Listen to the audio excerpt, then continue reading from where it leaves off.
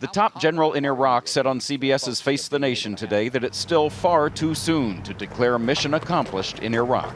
I would say to determine whether we've won the war or not, we can see that in 3 to 5 years as we see how Iraq turns out. The White House, though, says President Obama isn't wavering from his timeline for getting combat troops out, as he promised early in his administration and reiterated earlier this month. And I made it clear that by August 31st, 2010, America's combat mission in Iraq would end.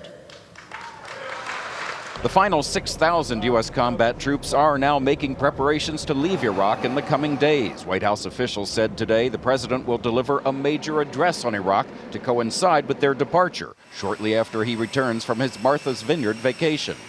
But even after the deadline, there will still be 50,000 non-combat U.S. troops in Iraq. Military analyst Michael O'Hanlon says the distinction between combat and non-combat is all but meaningless. And to imply that there is a sharp demarcation between what they were doing all summer and what they'll start doing in the fall is not realistic. In fact, the only reason we have this number of people is because we value the combat power they bring. Those troops will still be in harm's way. They'll be engaging in counterterrorism operations and in the dangerous business of protecting U.S. forces and facilities from attack. The president has promised to get all troops out of Iraq by the end of next year, but fearing a return to chaos, many Republicans are urging the president to be flexible.